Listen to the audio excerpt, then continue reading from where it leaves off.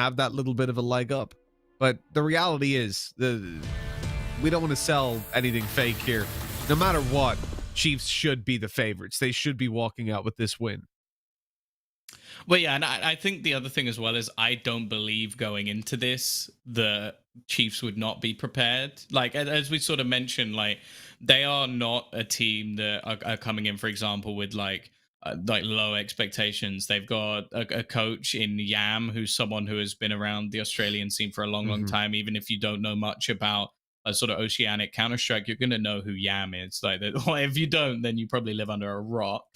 And the other side of it is as well is like the players they brought in are young talent. Like, they're players who are going to be up and coming. They're a team being built for the future. So they want to come in here, and I think playoffs is a minimum. Like, they at least want to be getting into that later stage of the bracket.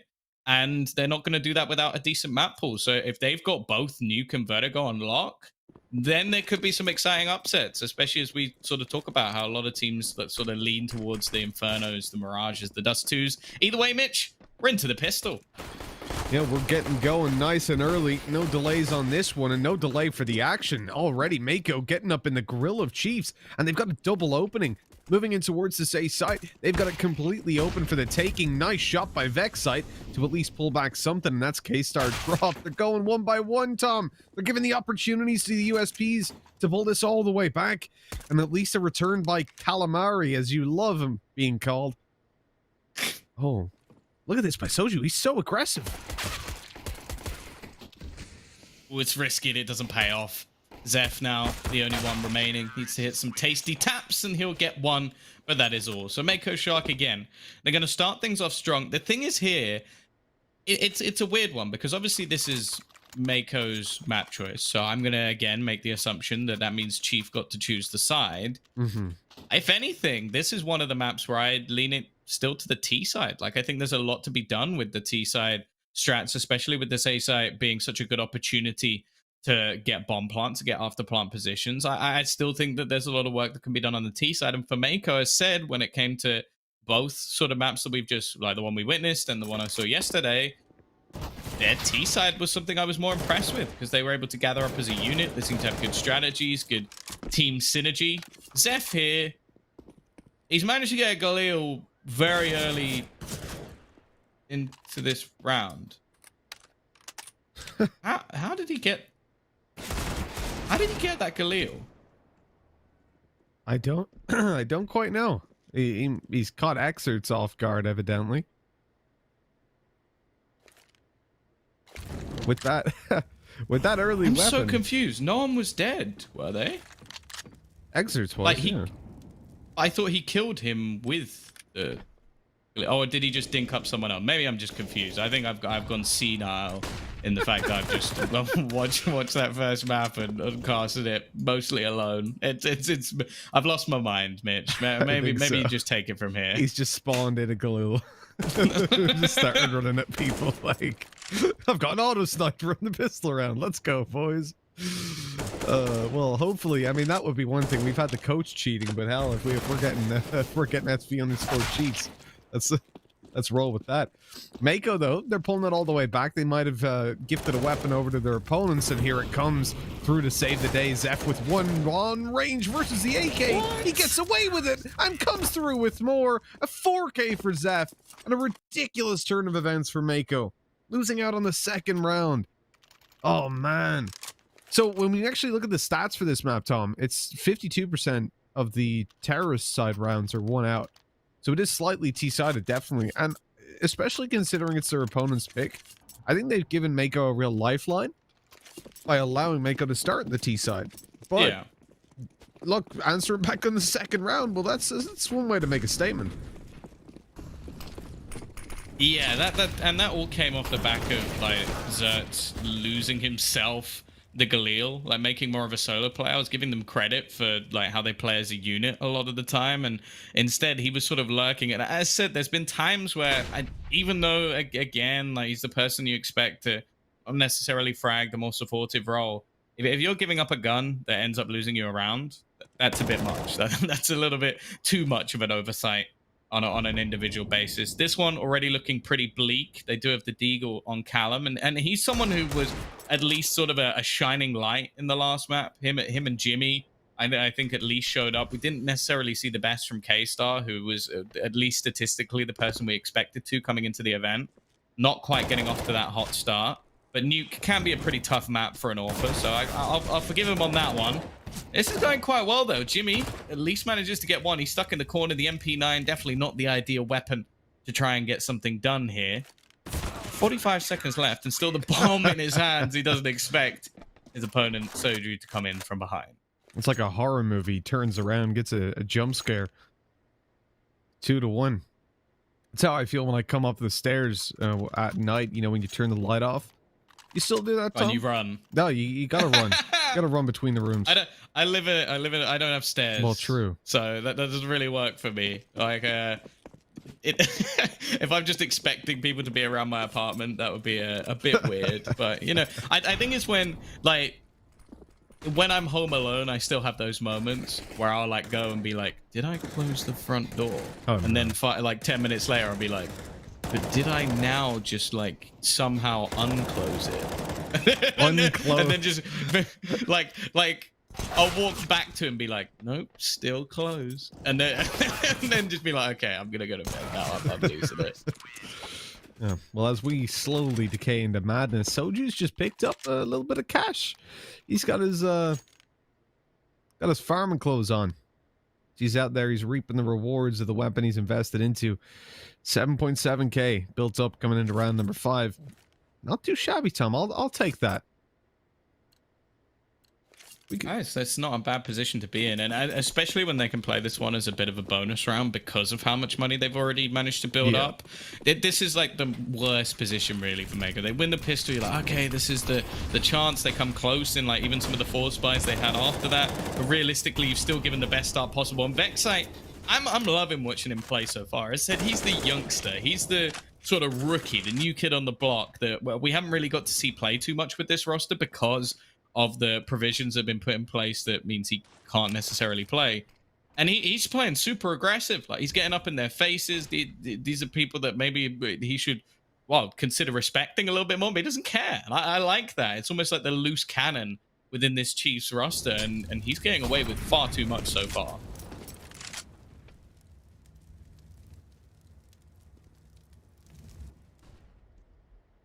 Look how split they are at the moment for Mako. They've still got one player towards B harassing. Please check sandbags. Dead. Please they check haven't sandbags. checked it. Please, they haven't done it. They're not checking the corners, Tom. They're leaving it open. Check sandbags! Oh, no. No! Oh, they've done I themselves. shouldn't do that at 7 a.m. Yeah, you're going to have some very angry Ukrainian people coming around. In a minute. They have real jobs. They're probably awake. What was it? It's a Wednesday. They'll probably be like, "Oh, this guy's a bit weird," but yeah, that's I'm gonna call that the unforgivable sin of Vertigo. If you don't check sandbags, I don't like you. Like, that makes me very upset. It's a very catchy name you've gone for there. The unforgivable sin of Vertigo. It really rolls off the tongue. Yeah, I can see that catching on. I'm a storyteller, you know. It's not about being short and snappy. No money though, Mitch. Unfortunately, the same as you and I, in poverty. Yes, I too have blocks lying around the place. Absolutely. Well, to be fair, I do not have money to spend on weaponry and grenades. So if anything, we are in the same position. There you go. I don't think I can invest in weaponry and grenades, even if I wanted to. That's a good thing. I have swords, if that helps. Well, are you like leaking a new patch that's coming soon, like the samurai replacement? Double the range on your knife. But double the price. Welcome to Counter-Strike. Oh well, 5-1, Tom. It ain't looking good for Mako. They need to get into this round as I say that. That's happened 3 times now. Calamari's been served up on a golden platter. Oh, let's go for another. Why not? Good lads. Okay, so Vexite has now peaked that like little side alley angle 3 rounds and got away with a kill. Talking of unforgivable sins, that's definitely up there with it as well. It's these are sort of things that, as said, like when you're playing with confidence, when you're out and out the better team, that's something you can expect. But I think going into your map choice, like Mako are now just losing rounds off purely individual basis, and you can even see how sort of cheeky some of the players on Chiefs are getting. Like that is a re-peek onto the stairs of the B site when you knew there was a player down there. That you're just having fun with it at this point, it seems. Yeah, keeping up that kind of performance definitely ain't gonna give you a win against a team like Chiefs. And from what we've seen so far, obviously it's a solid showing, but you have to take into the context of the game, right? Of who they're against. We still need to wait till later on to really draw any conclusions about Chiefs. I want to see them versus Order, who have looked mortal. I mean, Roosters managed to take them down, but that was solely off just individual skill leaking out of that roster. Oh man, they haven't checked the back left corner now. They've left off new. It seems like every angle that Chiefs are just holding in, they're left clear of. Now, granted, he was only there for a few seconds and a flash came around to allow him to peek. It was really well handled by Chiefs overall in that round. They find the opening kills. They're not overextending. And that's another problem for Mako. You know, like, even when the rounds are coming apart a little bit, when Chiefs get ahead, they then just turtle in and they're playing off each other. So there's no point where even in that peak there, when they're checking towards the B site to see if those players are there, there's a flash for the peak. It's not like he's just dry peeking and given an opportunity. Yeah, I think the thing that worries me is that in a lot of cases you can see teams like almost try and make riskier and riskier plays to try and like solve what is the problem of like things not working. Now they sort of fake over onto the other side with the opening pick, and Soju, he's just about going to get away. He has the support from Zeph, but it's a bit of an awkward fight. Soju though, still standing strong. He's going to peek out for his third kill of the round. Like that was nobody else even fighting at that point. Zeph had decided to just sit back and wait for the rotation, but Soju went all in. He downed it, you could say. And now for the remaining two players, K-Star and Callum, CK of Counter-Strike, well, they've got to blow the pants off the rest of us. Yeah, he's really come in and just gone for the he's gone for the shoey and booted them out afterwards. It was gorgeous. For Chiefs, so I feel like Soju had to commit to that fight, right? There was no way he could have backed off. There was no way to play safe, as Zeph pretty much just left him on an island by himself, you know, left him marooned. And for him to get one more kill, that was all he needed to do, and he just took it to the extreme on that one. The nades being heard towards the A site. They know it's going to be a hit here. Off news already on the flank. That smoke actually might keep them back a little bit, but they're going to have to push through it eventually. On the timing, good shot by K-Star.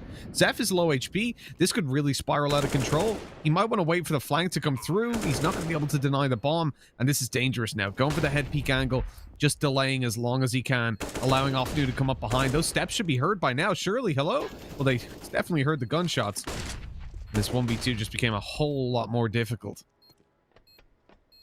It seems almost impossible at this point. Tap onto the bomb. Obviously going for it because he has the cash, but the split offense is going to be enough to kill off the remaining players. So they do make that one work in the 2 versus 3. And I have to say I was quite surprised by their sort of full rotation, even after having the B site under their control.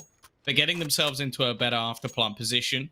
It's going to at least set them up nicely for this one. The problem is, Mitch, like, again, like, I'm almost going for the opposite of, like, every cloud has a silver lining. It seems like there's a storm coming because they win a round, but with only one player. So their money is wrecked. Like, if they lose this round, they're going to be having some real financial problems. And even in this round, they have a player on a deagle, and they just won for the first time in, what, like 4 or 5 rounds? It's not ideal. Not ideal at all.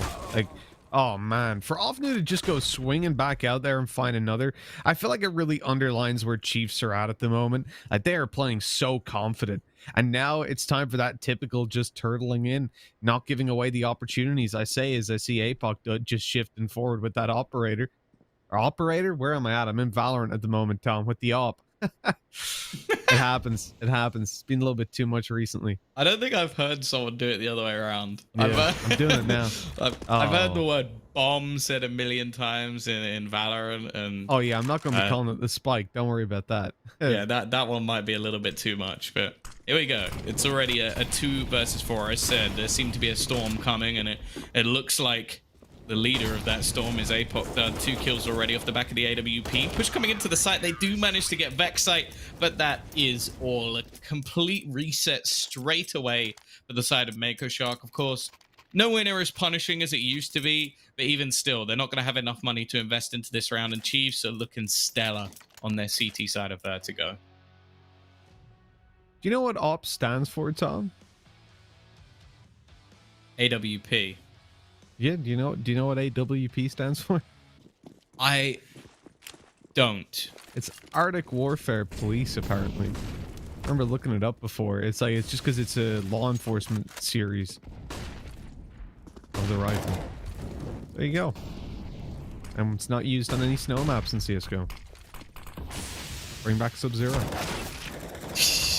Oh god.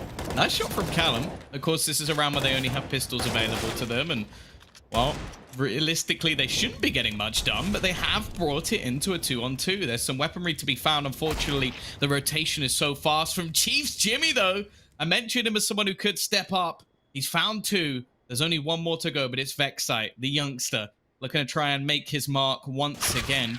He's actually going to play this so perfect. He falls back out of the site and peeks around the side of the scaffolding. Even a couple of BM taps to end the round, but you know what? You earned it. He absolutely did. 8-2 for Chiefs. And a really motivating round for them as well. Yeah, I think Mako are going to start to feel deflated pretty soon. They're already behind in the series. This is their map pick. It was their chance to really get it done. I think they would have been happy with the fact that they started on the T side. Obviously, with the advantage it brings, the fact that it's their map pick, you'd hope that they'd have something ready for us. And it's been silly mistakes to start it off, and then rounds that have gotten gradually closer, but now still swinging the way of Chiefs. And it's got to be a real kick in the delicates for them. You're looking for some way to pull this back, and early on in this round, not giving openings. They're trying to find the pick with the op above the smoke. It's just such a habit for me now, and not able to actually. Oh, there it is! Eventually, K-Star gets it connected. So they waited now a good 30 seconds, and eventually it's delivered. Chiefs got that little bit too aggressive, and now they've got the opening pick. What do they do with it, though, Tom? Please. I can't live through this again. They're sneaking round the short side, which Vexite, it seems like he's trying to adapt his position here. But even still, like getting a decent afterplant on the A site without clearing the sandbags is not something I ever want to see. There's a Molotov in the hands of K-Star. There we go. He's cleared the position. He's actually going to sit in it for a little bit of time and almost manages to catch out Zerts, but it won't quite be enough. They've learned from their mistakes, Mitt. Something I can always give credit to. And their patience actually pays off. They're going to clear out this site with little to no problems at all. And the remaining players of the Chiefs are just going to have to retreat and try and save their guns. Much better round coming through from Mako. I love that. The fact that they wait above the smoke for the pick, even when it fades, they hold down the positions, knowing Chiefs are going to get aggressive. And you saw it just the previous round, right? Not only did they get aggressive with the op and find the opening duel, but then Ofnu even went in for more. So at this point, they've realized, you know what? These guys aren't respecting us. We can hold down, and they will push us. They will give us those opportunities in the early round. And because of that, they've managed to find one under their belt now. Even for Jimmy, backing off is actually quite important because the money isn't great. You know, they definitely want to be saving all these weapons. So as soon as he gets dinked up, he's like, yep, I'm out of here. I'm bailing, saving this AK. Let's let them have theirs. And you can see the impact, right? Let's pretend Jimmy goes forward and he finds 1 kill. It doesn't do anything to Chiefs. Not for right now. There's so much money built up. Whereas for Mako, it's much more important to actually have that money in the bank. Of course, looking at all the statistics for now, Soju, Zaf having a hell of a time, but it's not like there's really a weak link at the moment for the CT side. So realistically, I'm gonna wait and see whether or not Mako can start building into this one. It's gonna be those same peaks. Now, they got punished in the last round. I almost like the fact that they're still feeling confident enough to go for these riskier plays. APOC, though, also gets tagged, and they're gonna try and throw this boost in. It's a very common one. It's something that you might see with some of the sweatier matchmaking players who like to throw this one in. It does give you an angle, but it also has its risks about it. Callum has to be careful going a little bit further, but they'll hear the step down, and that could at least give an inkling that there's going to be multiple players here. Even still, though, the T's not really reacting to it, just not taking too much control for now. He falls off the angle just as they start to push up forward. And again, they've definitely heard that step now. So the idea that there's two players should definitely be in their head. And the utility usage really confirms that. The tick of the molly, they know there's a player close. No idea about under the scaffolds. The nade deep, not connecting. And Mako are looking to push in towards this side even still. The stack has been pulled off a little bit, but those players are quick on the rotate. APOC Dud isn't far behind. Often got really lucky on the pullback timing as well. He was about to be peaked from scaffolds. And 35 seconds. I mean, they've got to go. They're pretty much locked into this side at this point. And it rotates on its way from Chiefs. And that's the thing, they actually rotated a player off because every time they peeked out, they didn't see anyone. It is just the timing wasn't there. The problem is, it's taken so long for Mako to actually act on this that there's going to be a full team waiting for them when they finally go pushing into the site. Nice work from Ofnu to still be standing. He's the aggressor in most of these rounds, but at the same time, he seems to be the hardest to kill. He's going to sneak his way back out once again, and it's left onto K-Star. He's got no time. Round's already done, Mitch, and he's probably going to die after the clock. It couldn't be any worse for the AWPer here, as Chiefs again win a round. And as said, like, I came into this like looking at, say, for example, the youngster. I was looking at Vexite or maybe APOC Dud as the AWPer. I'll be honest, so far today, Ofnu's been my player of the day. He's been fantastic. Absolutely. And I said, you know, I used to watch him back on Tainted Minds.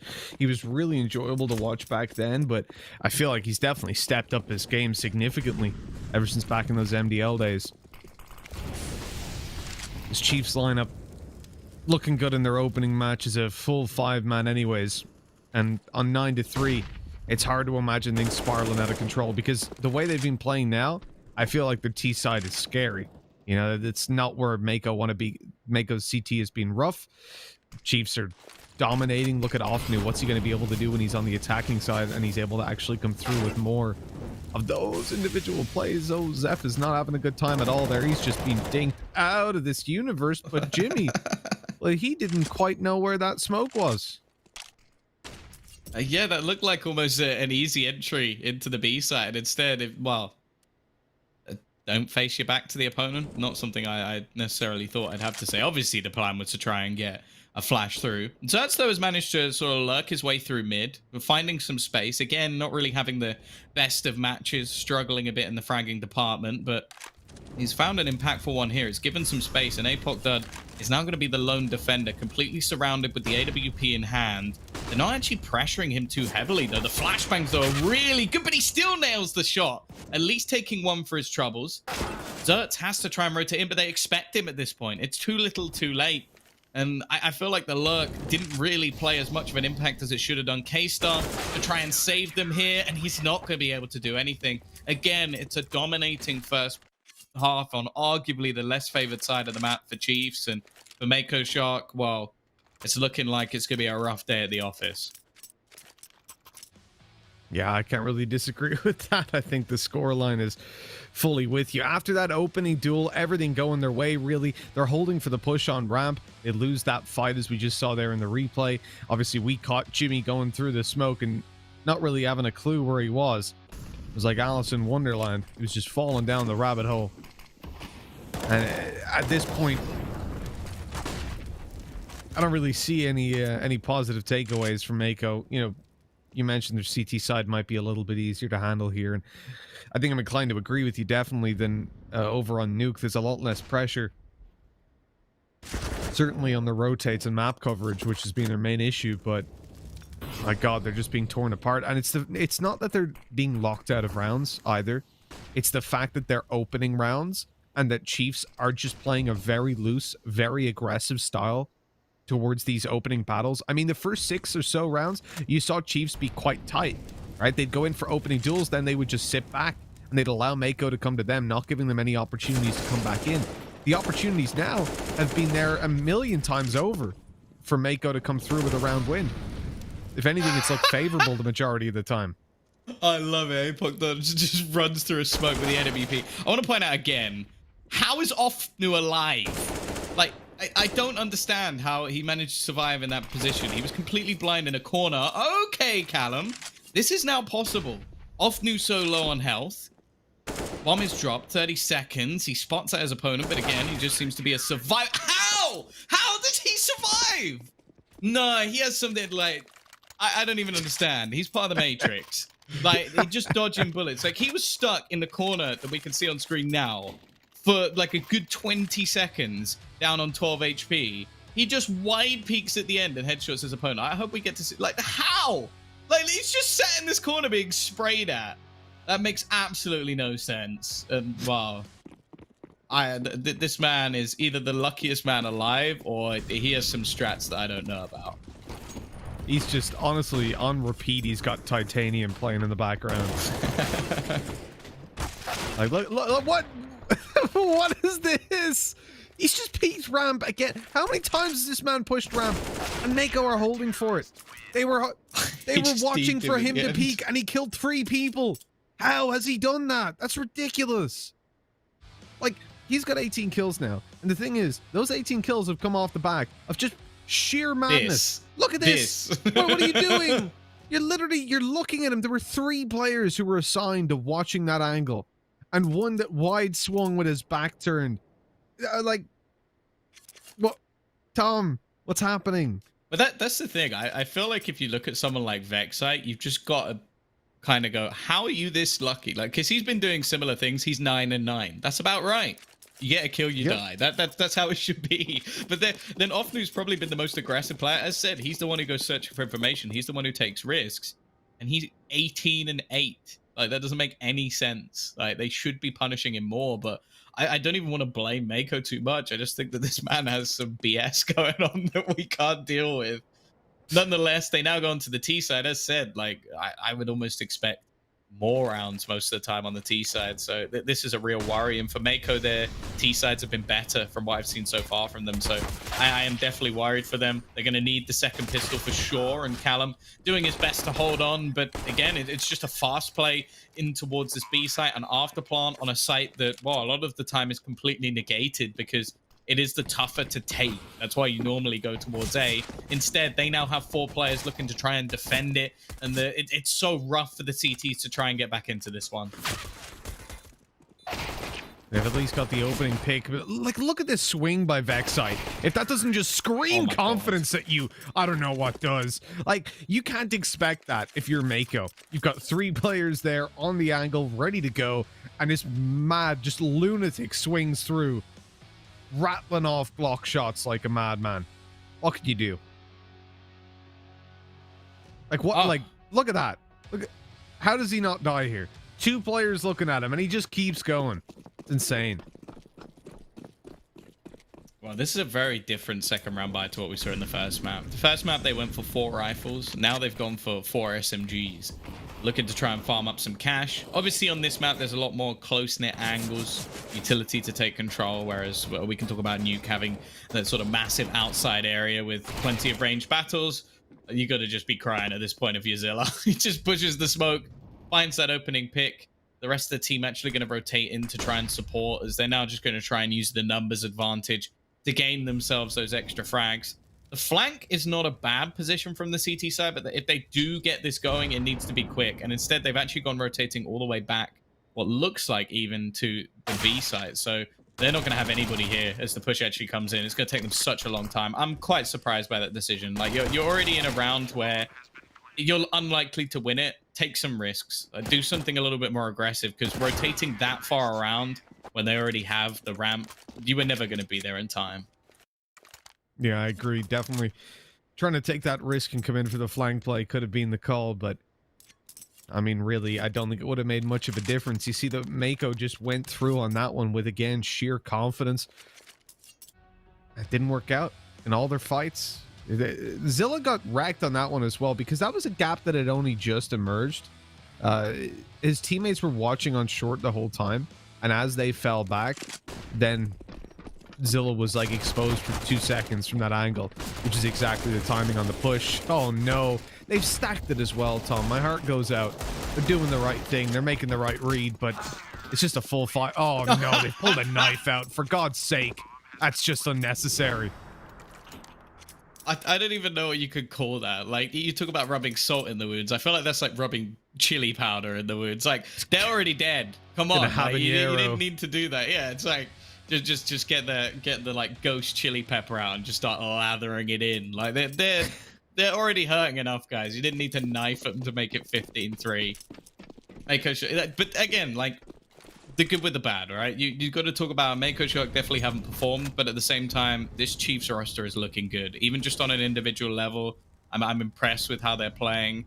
The sheer level of confidence that we're seeing from this roster is a great sign for them going forward in the tournament. And who knows, maybe they are going to add a little bit of spice to what was looking like a very clear-cut tournament for Renegades.